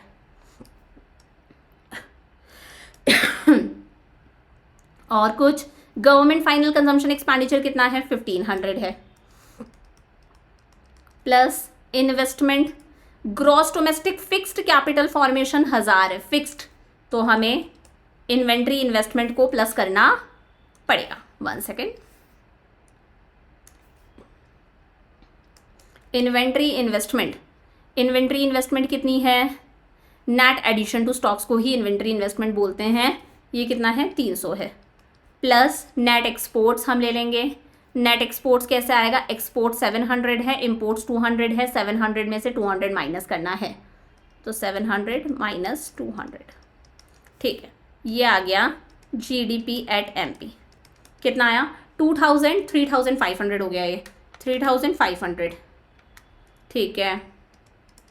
फिर आगे 1300 और है, फिर 700 में से 200 गया तो ये हो गया 500, तो 3500 प्लस 500 प्लस 1300, ये आ गया 3500 प्लस 500 प्लस 1300, ये आ गया हमारे पास में जीडीपी एट एमपी 5300, ठीक है। हमें क्या फाइंड आउट करना है, हमें निकालना है net domestic product at factor cost, net domestic product at factor cost क्या गिवन है, जीडीपी एट एमपी गिवन है, नेट चाहिए, ग्रॉस गिवन है, सबसे पहले डैप माइनस, डोमेस्टिक सेम है, हमें एफसी चाहिए, एमपी गिवन है, माइनस नेट इनडायरेक्ट टैक्सेस, तो 5300 माइनस डेप्रीशिएशन देख लेते हैं, तो depreciation consumption of fix capital last में गिवन है 250, minus net indirect taxes, net indirect taxes भी गिवन है, कितना है, 350 गिवन है, 350 गिवन है, तो 350 प्लस 250 मतलब 600 रुपये माइनस करने हैं, 5300 में से 600 माइनस कर दो, ये आ जाएगा 4700 करोड़। इजी पीजी, समझ में आ गया। नेक्स्ट क्वेश्चन क्या है, using a suitable numerical example, आपको रियल जीडीपी और नॉमिनल जीडीपी में डिफरेंस बताना है, वो भी एग्जाम्पल के थ्रू, न्यूमेरिकल एग्जाम्पल भी यूज करना है। तो देखो सबसे पहले डिफरेंस बता दो, जब हम एक डोमेस्टिक टेरिटरी में एक साल के अंदर अंदर जितनी भी गुड्स और सर्विसेज का प्रोडक्शन हुआ है उसकी मार्केट वैल्यू हम निकाल रहे हैं, वो भी करंट ईयर प्राइजेस पर, तो वो नॉमिनल जीडीपी है, यानी कि GDP at current year prices. वहीं एक डोमेस्टिक टेरिटरी के अंदर अंदर एक साल में जितने भी गुड्स और सर्विसेज का प्रोडक्शन हुआ है उसकी मार्केट वैल्यू हम निकाल रहे हैं, लेकिन प्राइजेस हम कौन सी ले रहे हैं, कांस्टेंट बेस ईयर प्राइजेस ले रहे हैं, वो रियल जीडीपी है। वही लिखा है, it refers to market value of the final goods and services produced within the domestic territory of a country during the period of an accounting year estimated at current year prices. यहाँ पर लिखा है estimated at base year prices. समझ में आ गया? देखो nominal GDP जो है वो इंक्रीज हो सकता है जब प्राइजेस इंक्रीज हो रही हैं, चाहे गुड्स और सर्विसेज के प्रोडक्शन में कोई चेंज नहीं आ रहा, यानी कि अगर क्वांटिटी सेम है तो भी नॉमिनल जीडीपी हमारा इंक्रीज हो जाएगा क्योंकि प्राइजेस में चेंज आ रहा है। ठीक है, मान लो क्वांटिटी पहले भी 100 किलो थी, आज भी 100 किलो है, लेकिन प्राइजेस पहले 10 रुपए पर केजी थी, आज 20 रुपए पर केजी है, तो नॉमिनल जीडीपी हमारा इंक्रीज हो जाएगा क्योंकि इसे हम करंट ईयर प्राइजेस पर निकाल रहे हैं। लेकिन real GDP increases only when there is increase in the flow of goods and services. Real GDP सिर्फ तभी इंक्रीज होगा जब वास्तव में क्वांटिटी इंक्रीज हुई है, क्योंकि प्राइजेस तो हम यहाँ पर कांस्टेंट लेकर चल रहे हैं। तो नॉमिनल जीडीपी एक अच्छा मेजर नहीं है लोगों के वेलफेयर को मेजर करने का, क्योंकि नॉमिनल जीडीपी कब बढ़ रहा है, जब प्राइजेस बढ़ रही हैं। यहाँ पर गुड्स और नॉमिनल जीडीपी इंक्रीज हो रहा है क्योंकि प्राइजेस इंक्रीज हो रही हैं, लेकिन रियल जीडीपी एक अच्छा मेजर है क्योंकि रियल जीडीपी सिर्फ तभी बढ़ेगा जब हमारी क्वांटिटी बढ़ रही है। समझ में आ गया? इसका मतलब है लोगों के पास में ज़्यादा से ज़्यादा गुड्स और सर्विसेज अवेलेबल हो रहे हैं। इजी सा है। एग्जाम्पल अगर देना है तो मैं पहले वाला ही दे दूँ 2024 मैंने कहा पहले राइस का प्रोडक्शन था 100 किलो, पहले प्राइस थी पर केजी 50, और अभी राइस का प्रोडक्शन है मान लो अभी भी 100 किलो ही है, लेकिन प्राइसेस अब बढ़ के हो चुकी हैं 60 पर केजी। तो अगर आप नॉमिनल जीडीपी निकाल रहे हो तो प्राइस इनटू क्वांटिटी कितना आएगा, 5000 है ना और इसका कितना आ जाएगा 6000। नॉमिनल जीडीपी हमारा इंक्रीज हुआ है 5 से 6000 हुआ, क्यों? क्योंकि प्राइसेस इंक्रीज हुई हैं, गुड्स सेम है, गुड्स एंड सर्विसेज का आउटपुट सेम है, लेकिन प्राइस इंक्रीज होने से नॉमिनल जीडीपी इंक्रीज हो गया। लेकिन रियल जीडीपी निकाल के देखो आप, मैं बोल रही हूँ 2020 की जो प्राइसेस है उन्हें हम लेकर चल रहे हैं। रियल जीडीपी निकालो 100 इंटू 50 कितना आएगा 5000, और अभी भी निकालो 100 इंटू प्राइस हम वही 50 लिखेंगे कांस्टेंट, तो ये भी कितना आएगा 5000। मतलब रियल जीडीपी हमारा सेम है। रियल जीडीपी सिर्फ कब बढ़ेगा, जब वाकई में गुड्स का क्वांटिटी बढ़ी है। मैंने कहा मान लो क्वांटिटी हो गई 120, तो अब आप निकाल के देखो रियल जीडीपी। अब आप रियल जीडीपी निकालो, पहले कितना आ रहा था रियल जीडीपी हमारे पास में 100 इंटू 50 5000। अब निकालो 120 इंटू 50, क्योंकि अब प्राइस मैंने बोला क्वांटिटी बढ़ गई, 120 इंटू 50, तो लो रियल जीडीपी कितना आ गया 6000। तो रियल जीडीपी सिर्फ तब बढ़ेगा जब वाकई में क्वांटिटी बढ़ी है, क्योंकि प्राइस यहाँ पर कांस्टेंट है। समझ में आया? अगला इसके साथ में क्वेश्चन है state the meaning of normal residents. 2 number का क्वेश्चन है, बेसिक आपको डेफिनेशन लिखनी है। नॉर्मल रेजिडेंट कौन होता है? इसमें 2 बातें हैं। Who ordinarily resides in a country, एक ऐसा पर्सन जिसे उस पर्टिकुलर कंट्री में रहते हुए मिनिमम 1 साल हो गया, वो पर्सन नॉर्मल रेजिडेंट है। एक कंडीशन तो ये है। So ordinarily residing means that person is residing in that country for a period of 1 year और मोर। उसे उस कंट्री में रहते हुए अगर मिनिमम 1 साल हो गया तो वो उस कंट्री का नॉर्मल रेजिडेंट है। एक कंडीशन तो ये है। दोनों कंडीशंस पूरी होनी चाहिए और नहीं है, दोनों कंडीशंस पूरी होनी चाहिए, चाहे वो उस कंट्री का सिटीजन हो या ना हो। कोई जापान का बंदा है, वो इंडिया में रह रहा है, इंडिया में रहते हुए उसे 1 साल से ज़्यादा हो गया, पहली कंडीशन ये। सेकेंड है whose economic interest lies in that country, उस पर्सन का इकोनॉमिक इंटरेस्ट भी इंडिया में होना चाहिए। इकोनॉमिक इंटरेस्ट का मतलब वो पर्सन कंजम्पशन भी इंडिया में कर रहा है, इंडिया में रह रहा है, इंडिया में ही कंजम्पशन कर रहा है, यहीं प्रोडक्शन वगैरह कर रहा है, यहीं वो इन्वेस्टमेंट कर रहा है। मतलब वो ऐसा बन के रह गया कि यार अब मुझे इंडिया में ही रहना है। दैट मीन्स वो पर्सन क्या है, इंडिया का नॉर्मल रेजिडेंट है। सो वो पर्सन जो उस देश में रह रहा है 1 साल या 1 साल से ज़्यादा, चाहे वो बाहर का सिटीजन ही क्यों ना हो, प्लस उसका इकोनॉमिक इंटरेस्ट भी अगर इंडिया में है, वो सारी economic activities, production, consumption, investment वगैरह सब हमारे देश में कर रहा है, that person is normal resident of our country. Easy सा है। अगला क्वेश्चन है choose the correct alternative to fill in the blanks. ठीक है, फर्स्ट और सेकेंड। देखो ध्यान से देखना, यहाँ पर है ये हाउस होल्ड सेक्टर है, ये प्रोड्यूसर सेक्टर है। हाउस होल्ड सेक्टर से एरो इधर जा रहा है। Household sector factors of production दे रहे हैं फर्म्स को, लैंड, लेबर, कैपिटल, एंटरप्रेन्योरशिप। बदले में फर्म्स हाउस होल्ड सेक्टर को क्या दे रही है? Dash income. तो देखो फैक्टर्स ऑफ प्रोडक्शन के बदले में जो इनकम जाती है ना, rent, interest, salary, wages, entrepreneurship का प्रॉफिट, उसे हम लोग बोलते हैं फैक्टर इनकम। तो पहले वाले में तो आएगा फैक्टर इनकम, मतलब ये कैंसिल हो गया और ये कैंसिल हो गया, फैक्टर फैक्टर। अब देखो एरो देखो, फर्म्स हाउस होल्ड सेक्टर को गुड्स और सर्विसेज दे रही हैं और हाउस होल्ड सेक्टर एक्सपेंडिचर कर रहे हैं। इस खर्चे को बोला जाता है कंजम्पशन एक्सपेंडिचर। तो सेकंड में आना चाहिए कंजम्पशन, सी सही हो गया। समझ में आ गया। अगला है operating surplus does not include. Operating surplus में रेंट, इंटरेस्ट, प्रॉफिट और रॉयल्टी आता है। तो इंटरेस्ट आएगा, प्रॉफिट आएगा, रेंट आएगा, कॉम्पनसेशन ऑफ एम्प्लॉयज नहीं आता। सही हो गया। Suppose the gross domestic product at market price of a country in a particular year was 1200 crore. Net factor income from abroad NFIA 120 crore. Value of net indirect taxes was 130 crore and national income was 950 crore. Calculate the value of depreciation. Easy सा question है, दो बातें given है, GDP at MP भी given है और साथ में आपके पास में नेशनल इनकम यानी कि NNP एट FC भी गिवन है। आपको डेप्रीशिएशन लगाना है तो कोई भी चीज़ लिख दो। मान लो मैंने GDP एट MP इधर लिख दिया और इक्वल्स टू के बाद में मैंने दूसरी चीज़ लिख दी NNP एट FC। दो चीज़ें गिवन है ना, एक चीज़ किसी को भी इक्वल टू से पहले लिख दो, एक को इक्वल टू के बाद में लिख दो। अब आपको इन दोनों को मैच करना है। ग्रॉस चाहिए, नेट निकालना है, मान लो वैसे तो दोनों ही गिवन है बट ग्रॉस चाहिए, नेट निकालना है तो हम क्या करते हैं? प्लस डैप करते हैं। डोमेस्टिक चाहिए, नेशनल गिवन है हमारे पास में तो हम क्या करते हैं? माइनस NFIA करते हैं। और फिर मार्केट प्राइस चाहिए, इनडायरेक्ट टैक्सेस गिवन है तो प्लस नेट इनडायरेक्ट टैक्सेस करते हैं। दो चीज़ें गिवन है, एक को इक्वल टू के पहले लिख दो, एक को बाद में। ग्रॉस चाहिए, नेट गिवन है, ग्रॉस चाहिए, डेप्रीशिएशन प्लस। डोमेस्टिक चाहिए, नेशनल गिवन है, NFIA minus, market price given है चाहिए, फैक्टर कॉस्ट गिवन है plus net indirect taxes. Solve करें। GDP एट MP कितना गिवन है हमारे पास में? 1200। NNP एट FC यानी कि नेशनल इनकम गिवन है 950 प्लस डेप्रीशिएशन निकालना है, एज इट इज लिख दो, माइनस NFIA गिवन है, net factor income from abroad कितना है? 120 है और प्लस नेट इनडायरेक्ट टैक्सेस भी हमारे पास में गिवन है, नेट इनडायरेक्ट टैक्सेस 130। समझ में आ गया।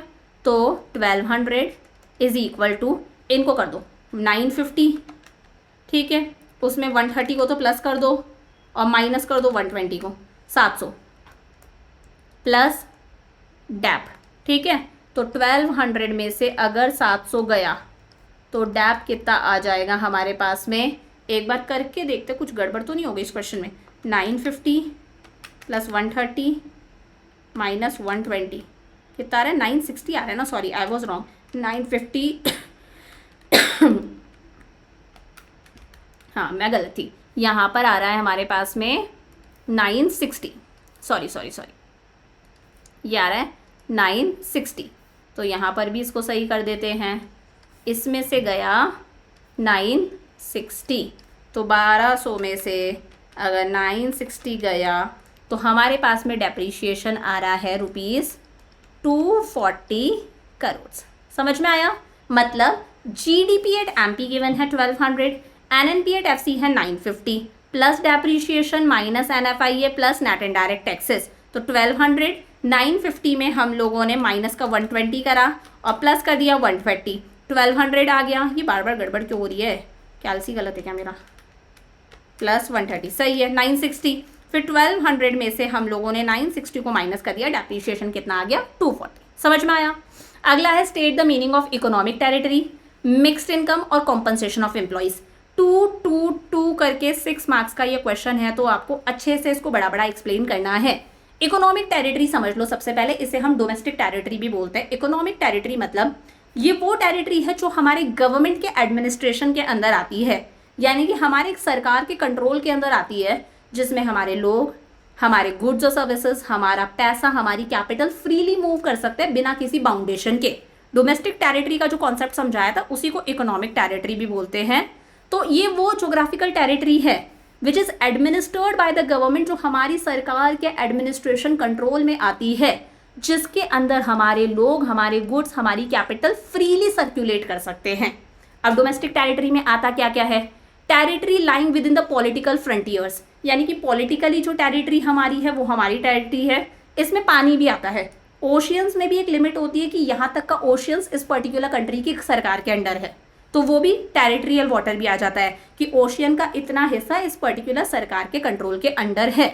हमारे शिप्स, एयरक्राफ्ट्स दुनिया के चाहे किसी भी देश में क्यों ना हो, वो हमारी डोमेस्टिक टेरिटरी का पार्ट है, क्योंकि उन शिप्स में हमारे लोग, हमारे गुड्स, हमारा पैसा फ्रीली मूव कर सकता है।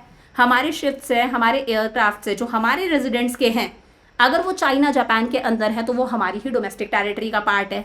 सिमिलरली अगर हमारे फिशिंग वेसल्स हैं या फिर ऑयल और नेचुरल गैस निकालने के लिए जो मशीनें होती हैं, हमारी बोट्स वगैरह हैं, चाहे वो दुनिया के किसी भी देश में क्या क्यों ना हो, वो हमारी डोमेस्टिक टेरिटरी का पार्ट है, क्योंकि हमारी चीज़ें वहाँ पर फ्रीली मूव कर सकती हैं। हमारी एम्बेसी हो गई, मिलिट्री इस्टेब्लिशमेंट्स है, हमारे कॉन्सुलेट्स है, मिलिट्री ऑफिसर्स वगैरह हैं, ये चाहे दुनिया के किसी भी देश के अंदर क्यों ना हो, हमारी एम्बेसी, इंडियन एम्बेसी जापान में है, चाइना में है, वो इंडिया की ही डोमेस्टिक टेरिटरी का पार्ट है, क्योंकि हमारे लोग वहाँ पर फ्रीली मूव कर सकते हैं, वो हमारी सरकार के एडमिनिस्ट्रेशन के अंडर आते हैं। समझ में आ गया? ये सिर्फ मैं रिविजन की तरह समझा रही हूँ।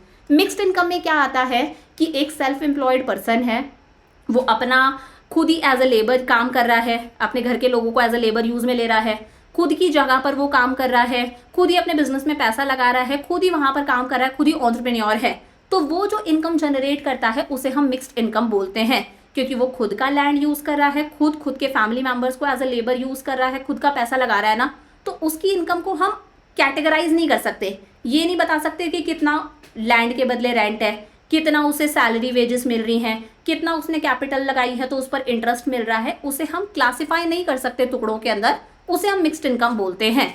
सो सेल्फ एम्प्लॉयड पर्सन की इनकम जो अपना खुद का लैंड, लेबर, कैपिटल और एंटरप्रेन्योरशिप यूज कर रहा है, इसके अंदर वो चारों चीजें आ गई, यानी कि salary, wages, rent, interest, profit, इन सब का ये मिक्सचर है, दैट इज मिक्स्ड इनकम। और लास्ट है कॉम्पनसेशन ऑफ एम्प्लॉयज में क्या आता है, ये आसान सा, इसमें 4 चीजें आती हैं, मैंने आपको पढ़ाया था। एम्प्लॉयर एम्प्लॉय को जो सैलरी और वेजेस पे कर रहा है कैश के अंदर, क्योंकि बंदा आपके लिए काम कर रहा है, आपको सर्विसेज दे रहा है, तो उसके बदले में आप उसे सैलरी, वेजेस दे रहे हो, रिवॉर्ड दे रहे हो ना उसके काम के लिए, ये कॉम्पनसेशन ऑफ एम्प्लॉयज में आया।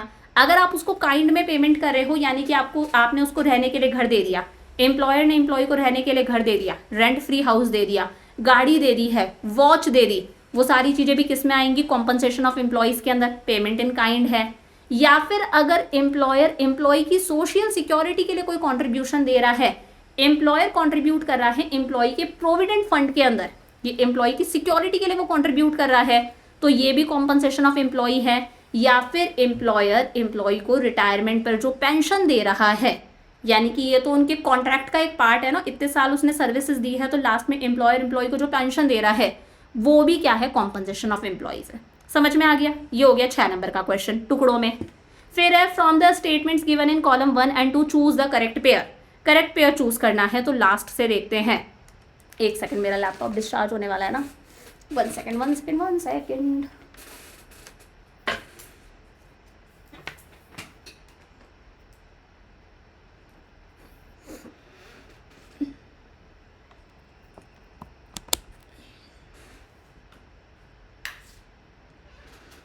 Okay, scholarship given to students by government factor income है क्या? नहीं, स्कॉलरशिप ट्रांसफर इनकम में आती है।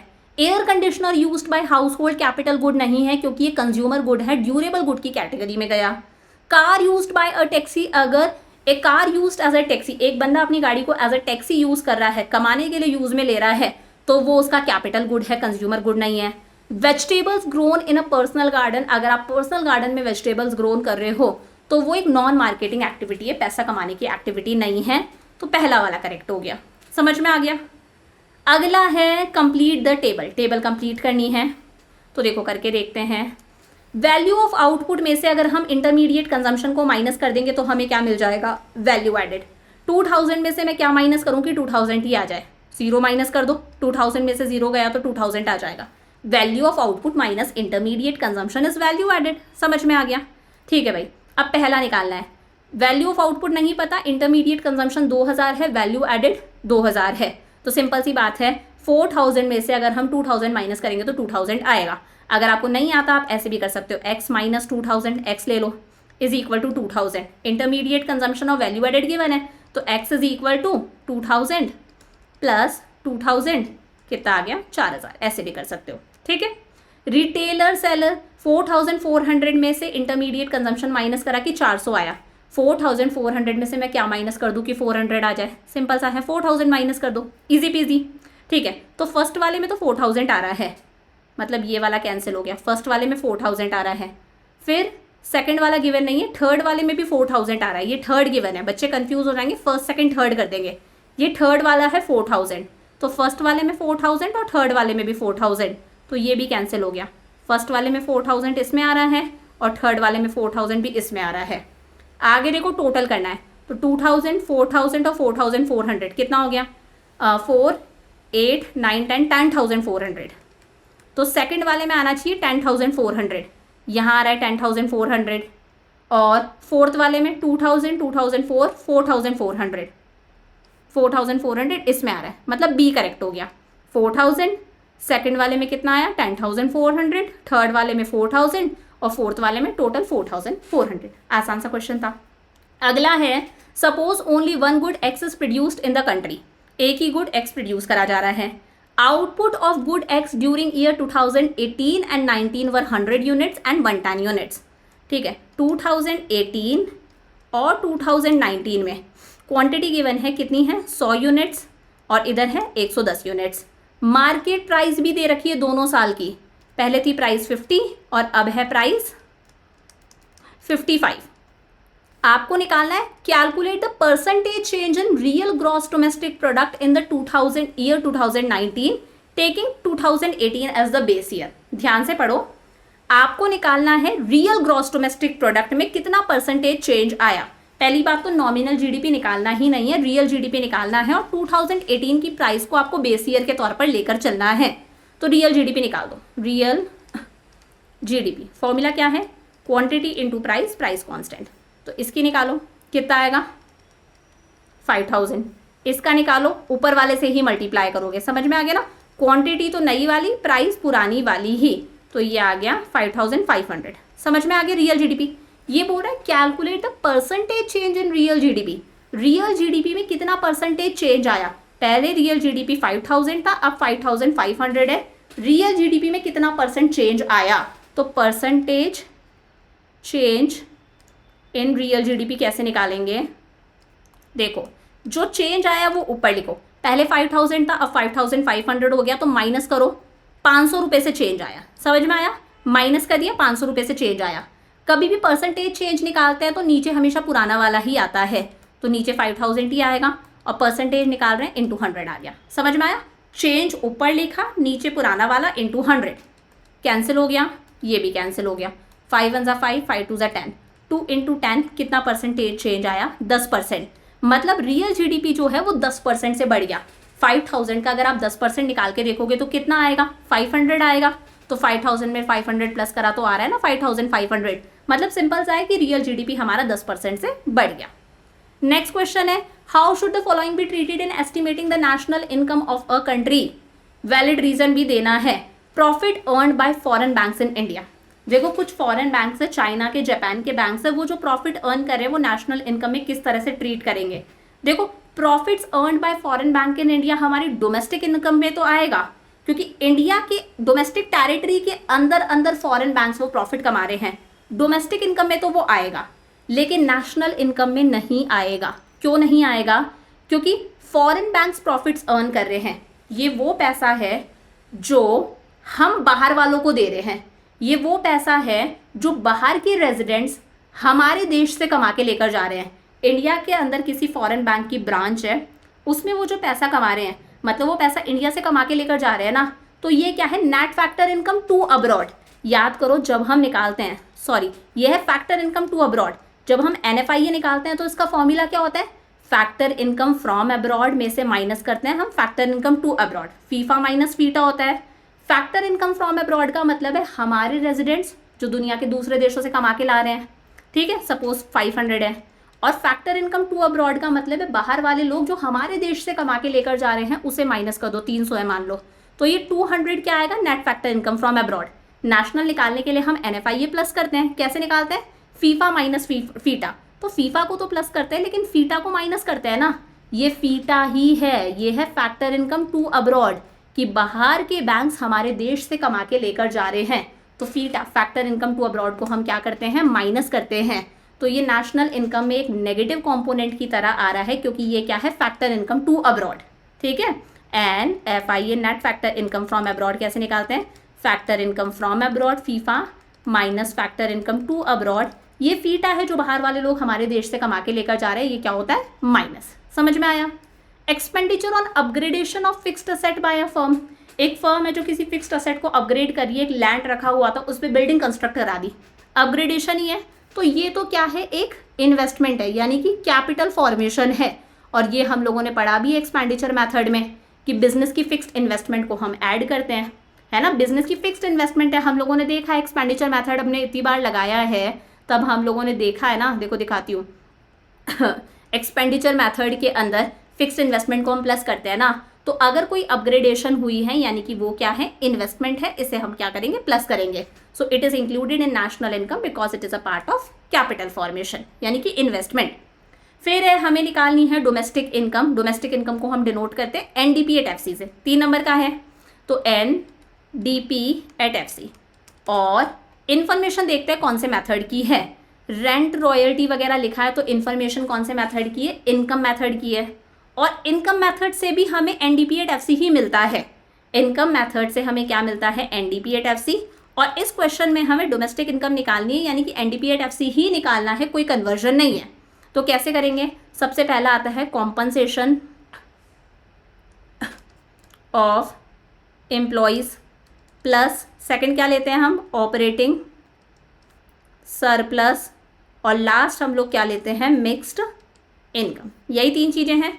कॉम्पनसेशन ऑफ एम्प्लॉयज़ ले लेते हैं सबसे पहले। तो कॉम्पनसेशन ऑफ एम्प्लॉयज़ देखो गिवन है क्या, wages and salaries in cash and kind, 2 बातें गिवन है, 1700। Wages and salaries in cash and kind given है, कैश भी कवर हो गया, काइंड भी गिवन हो गया। अब एक क्या होता है, कैश और काइंड आ गया। Employers contribution to social security given है क्या, गिवन नहीं है। और उसके अलावा क्या होता है हमारे पास में, पेंशन ऑन रिटायरमेंट, तो वो भी गिवन नहीं है, तो बस एक ही गिवन है, ठीक है। फिर आता है हमारे पास में ऑपरेटिंग सरप्लस, रेंट इंटरेस्ट वगैरह, तो रेंट और रॉयल्टी 2 चीज़ें आ गई, 1300। इंटरेस्ट भी आना चाहिए ना नहीं हो तो इग्नोर कर देना। इंटरेस्ट नहीं है क्या, नेट इनडायरेक्ट टैक्सेस इधर रोल नहीं है, corporate tax, depreciation, retained earnings, dividend, net factor income from abroad, mixed income नहीं है इंटरेस्ट, ठीक है। और फिर हमारे पास में प्रॉफिट की इन्फॉर्मेशन गिवन है, तो प्रॉफिट की इन्फॉर्मेशन क्या है, डिविडेंड है, फिर कॉर्पोरेट प्रॉफिट टैक्स, और एक है रिटेन अर्निंग्स। ये 3 ही होते हैं, तो 300, 400 और 400, 400, 300, 400, 400, 300, 400। और फिर लास्ट हमारे पास में क्या गिवन है, mixed income. Mixed income of self employed कितनी है, 1400, 1400। समझ में आया कैसे करा। कॉम्पनसेशन ऑफ एम्प्लॉयज का हमारे पास में वेजेस एंड सैलरीज गिवन है 1700, वो ले लिया, और कुछ गिवन नहीं है, इग्नोर मार दो। रेंट और रॉयल्टी गिवन है हमारे पास में 1300, इस वाले की ऑपरेटिंग सरप्लस की। इंटरेस्ट गिवन नहीं है, नेट इनडायरेक्ट टैक्सेस है, फिर कॉर्पोरेशन टैक्स, रिटेन अर्निंग्स और डिविडेंड्स गिवन है, इन तीनों को प्लस करके प्रॉफिट आ जाता है। तो ये सारी चीज़ें ले ली हम लोगों ने, तो 1700 plus 1300 plus 400 plus 300 plus 400 plus 1400, ये आ रहा है, देख लेते हैं एक बार, 1300 प्लस 400 प्लस 300 प्लस 400, ये आ गया 2400, और लास्ट है 1400। तो कर लो ये कितना आ रहा है, 1700 प्लस 2400 प्लस 1400, तो ये आ रहा है हमारे पास में 5500। चेक करें, compensation of employees 1700 plus 2400 plus 1400, 5500। समझ में आ गया। एक बार देख लेते हैं, डेप्रीशिएशन कोई रोल नहीं है, नेट इनडायरेक्ट टैक्सेस कोई रोल नहीं है, इनकम फ्रॉम अब्रॉड कोई रोल नहीं है, चेंज इन स्टॉक का भी कोई रोल नहीं है, क्योंकि डोमेस्टिक इनकम निकालनी थी और इस मेथड से वैसे भी डोमेस्टिक इनकम ही आता है। समझ में आ गया। 1300 हमारा, हाँ ठीक है, सही है।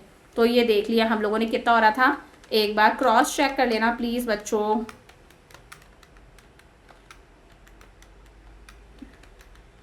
ठीक है, 5500 करोड़। अगला क्वेश्चन आता है while estimating gross domestic product by the expenditure method, entire focus is on expenditure incurred by the residents of the country. Do you agree with the given statement? Give valid reason in support of your answer. ये last question है. देखो, जब हम GDP निकालते हैं expenditure method से, हम लोगों ने क्वेश्चन करके देखे थे, entire focus is on expenditure incurred by the residents of a country. हम सिर्फ रेजिडेंट्स ऑफ अ कंट्री का ही खर्चा लेते हैं क्या? तो ये स्टेटमेंट गलत है. जब हम एक्सपेंडिचर मेथड से जीडीपी एट एमपी निकालते हैं तो हम सिर्फ रेजिडेंट्स का खर्चा ही नहीं लेते, नॉन रेजिडेंट्स का खर्चा भी लेते हैं. इसके अंदर हम क्या लेते हैं? हमारे देश में जितने भी गुड्स और सर्विसेज प्रोड्यूस हुए हैं ना, उन पर जितना भी एक्सपेंडिचर करा जा रहा है, चाहे एक्सपेंडिचर हमारे रेजिडेंट्स करे चाहे नॉन रेजिडेंट्स करे, दोनों का एक्सपेंडिचर हम प्लस करते हैं. सो ये स्टेटमेंट ट्रू नहीं है. जब हम जीडीपी निकालते हैं हम सारा एक्सपेंडिचर लेते हैं, चाहे वो एक्सपेंडिचर रेजिडेंट्स कर रहे हैं चाहे वो नॉन रेजिडेंट्स कर रहे हैं, क्योंकि इसमें हम 4 चीजें ले रहे हैं. प्राइवेट फाइनल कंजम्पशन एक्सपेंडिचर यानी कि प्राइवेट सेक्टर का खर्चा, गवर्नमेंट फाइनल कंजम्पशन एक्सपेंडिचर सरकार कंजम्पशन पर कितना खर्चा कर रही है, ग्रॉस डोमेस्टिक कैपिटल फॉर्मेशन यानी कि देश में जितनी भी इन्वेस्टमेंट हो रही है, प्लस नेट एक्सपोर्ट्स भी तो हम लेते हैं, exports minus imports. Exports plus करें, एक्सपोर्ट्स क्या है? बाहर वाले जो हमारे गुड्स और सर्विसेज खरीद रहे हैं, नॉन रेजिडेंट्स जो हमारे गुड्स और सर्विसेज परचेज कर रहे हैं, वही तो एक्सपोर्ट्स है ना. तो एक्सपोर्ट्स को भी तो हम प्लस कर रहे हैं, नॉन रेजिडेंट्स का खर्चा भी हम प्लस कर रहे हैं.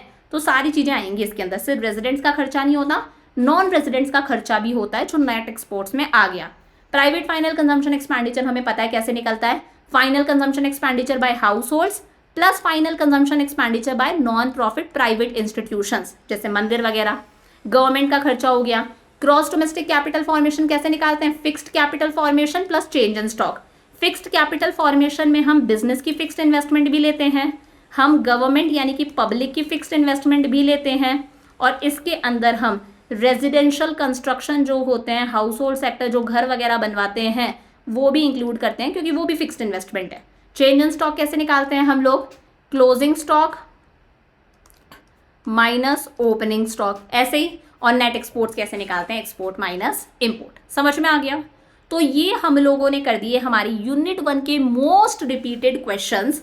अब एक बार अगर आप लिखना चाहते हो तो लिख सकते हो, मैं बता देती हूँ कि ये जो हमारी यूनिट 1 है इसके मोस्ट इंपॉर्टेंट क्वेश्चंस कौन कौन से हैं, टॉपिक्स कौन कौन से हैं. तो देखो, पहला टॉपिक है, मैं सिर्फ बोल रही हूँ, क्लासिफिकेशन ऑफ गुड्स वाला टॉपिक बहुत इंपॉर्टेंट है, जहाँ पर गुड्स को अलग अलग कैटेगरीज में क्लासीफाई करा है. Final goods and intermediate goods. आपको क्लासीफाई करने का क्वेश्चन भी आ सकता है, डिफरेंस भी पूछा जा सकता है. फिर है consumer goods and capital goods वाला डिफरेंस, तो ये क्लासिफिकेशन इंपॉर्टेंट है. सेकंड आता है स्टॉक और फ्लो वाला कॉन्सेप्ट, स्टॉक एंड फ्लो वाला कॉन्सेप्ट, क्लासीफाई करने का भी डिफरेंस भी. फिर है रियल फ्लोज और मनी फ्लोज वाला. पूरी यूनिट 1 के इंपॉर्टेंट क्वेश्चंस पे बता रही हूँ, इंपॉर्टेंट टॉपिक. रियल फ्लो और मनी फ्लो वाला हो गया. फिर है सर्क्यूलर फ्लो ऑफ इनकम, जो मैंने आपको बताया भी था, सर्क्यूलर फ्लो ऑफ इनकम. अभी मैं ऐसे ही लिख रही हूँ, आप लिखते जाना. Circular flow of income in 2 sector model. फिर नॉर्मल रेजिडेंट्स और नॉन रेजिडेंट्स वाला, normal and non residents, classify करने का डिफरेंस वगैरह आपको पता होना चाहिए. डोमेस्टिक इनकम का कॉन्सेप्ट कि डोमेस्टिक इनकम में क्या क्या आता है, ये पर्टिकुलर चीज़ हमारी डोमेस्टिक इनकम में आएगी क्या, तो डोमेस्टिक इनकम का concept. Nominal GDP and real GDP, nominal GDP and real GDP. इसी के साथ में जीडीपी डिफ्लेटर भी. फिर एक कॉन्सेप्ट आता है एक्सटर्नलिटीज़ वाला, जो मैंने आपको बताया, पॉजिटिव और नेगेटिव एक्सटर्नलिटीज़. और लास्ट है तीनों मेथड से आपको नेशनल इनकम निकालना आना चाहिए, प्लस तीनों मेथड के प्रिकॉशंस. ये हो गए आपके पूरी यूनिट 1 के मोस्ट रिपीटेड क्वेश्चंस भी और मोस्ट इंपॉर्टेंट टॉपिक्स भी. तो इनको अच्छे से तैयार कर लो. अगली वीडियो के अंदर मैं आपको यूनिट 2 और यूनिट 3 के इंपॉर्टेंट क्वेश्चंस और मोस्ट रिपीटेड क्वेश्चंस बताऊंगी. लेक्चर अच्छा लगे तो अपने फ्रेंड्स के साथ में शेयर कर देना. It will give me a lot of motivation. So I will see you next class. Lots of love. Bye bye.